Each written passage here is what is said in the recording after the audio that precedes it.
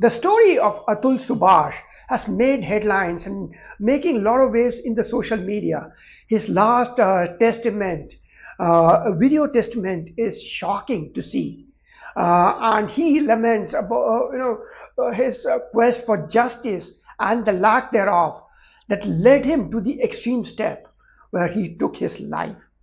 He felt that he had no recourse to justice in India, and the laws, anti-dowry laws, the divorce laws, were skewed against him, and he was not getting justice. And that's a pretty poignant story if you look at it. Now, to be fair, the laws in India have evolved to protect the rights of women. And the rights of women are absolutely to be protected. The reason is very simple. For generations, Indian women have suffered, families and the society in general, that did not recognize the rights of the women. And many of these laws, say anti-dowry laws, the divorce laws, the anti-sexual harassment laws, rape statutes, have all evolved for that very reason, to protect the rights of the women, which absolutely is commendable. But the twist here is many of these very same laws are being misused by some women to settle personal scores or for personal vendetta. Like rape cases are filed just because you have an estranged lover or an estranged partner who is not willing to marry you, and that is just not acceptable. Similarly, anti-dowry harassment laws. Again, a simple case filed against a spouse saying he's harassing me for dowry, or the family is harassing me for dowry, can lead to undue harassment of the family of the husband, can lead to jail time. And the police are known to be corrupt, easily corruptible. If a family is influential, you can file a case and ensure that the other family of the husband is subject to undue harassment. And that is where some of these laws are turning out to be double-edged swords. And here I wanted to share a personal anecdote, a story, just to set the context. Many years ago, over 20 years ago, I was living in Colorado, the American dream, a young man just starting his career, working for a nice multinational that had filed for my green card application. My parents suggested I get married, and I came to India, looked at a few alliances, and the alliance of a senior IAS officer's family stood out. The daughter and I got married after dating for a bit, and she joined me in the US. By then, my company had filed for my green card application, so her application followed. So she was also getting her green card pretty soon along with me. But this girl had other plans. She wanted to move to a city about 100 miles away and pursue her master's, which was fine. I supported that. I bought her a new car, paid for the apartment, paid for tuition, and wanted to support her endeavor. After all, that's what spouses are for.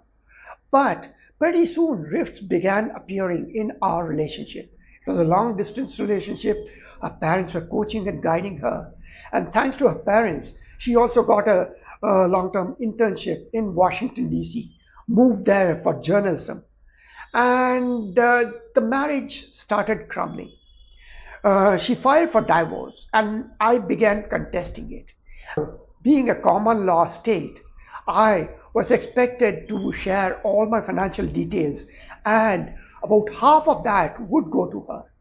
Now, before filing for divorce, this girl and her family were very smart. During a trip to India, her parents had taken back all the sridan, all the jewelry, all the personal belongings of this girl back to India. So what she did is claimed she had no assets in the US, no valuables, and wanted 50% of my assets. At that point, I had about $100,000 in stocks, bonds, mutual funds, and savings that I had saved over a number of years staying in the US. And she wanted half of it. Now, the threat was very simple. If I did not agree to it, she would file an anti-dowry harassment case in India. And knowing her family, the fact that her father was a senior bureaucrat, my parents would be subject to undue harassment, could face jail time, and that was simply a threat, but a very strong threat, a motivator for me to negotiate hard. So I really negotiated a great settlement, a fraction of what was demanded. But the fact is, the dowry case did not come through, and the divorce was amicable to that extent. I paid an alimony, one-time settlement. Not that she needed it, not that she deserved it, but just because she demanded it.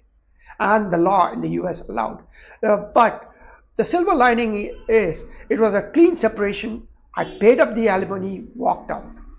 Now, the lesson here is very simple. When I look at cases like that of Atul Subash, it all comes down to greed and money. At some point, you got to reflect on what you're going through, your emotions, and whether you have a support system or not. Men in India need a support system. Now, when you're going through something like this, you're going to be feeling very lonely, very alone, very left out. And that is where try to find an anchor, perhaps a close friend, perhaps a close relative, a sibling, someone who does not have skin in the game, who can advise you in an objective manner and help you stay grounded, because a divorce is a very emotional situation, and you got to stay objective just to see the end of it, because you're not going to patch up, it's not going to work out the way you intended. Things are going to go south, but that is where you need to be objective. Now, the other thing that also made me reflect, in the past couple of decades, a lot more cases of divorce in the news, but the society is still not accepting. It is still parochial in that sense. Men carry the stigma of a divorce more than you can imagine. Like even today, when I get into a social gatherings with some of my old friends who know my old story, there are slight jibes or jokes about my second marriage, a divorce. Now, the silver lining in my story is after my divorce, I separated, had a clean break, moved back to India with my green card, got remarried, found a great life partner, Suja, and we have been happily married for the past 20 years. Of course, happily married is a subjective term because you are going to have ups and downs, you are going to face trials and tribulations in life, but that is what a life partner is meant for. And we have been together for 20 years. We have a 15-year-old son, a precocious teenager who keeps me on your toes, and life is moving forward. So that is the story I want to share with you. If you're going through something like this, you may feel alone, but there are resources now, online resources, therapy, perhaps a close friend, perhaps someone you can share with, and there are a lot of anonymous forums. Leverage those. You may feel lonely, but you got to fight it out. You got to look forward, not just be stuck in that grind. And when it comes to money, just get a clean separation, move forward.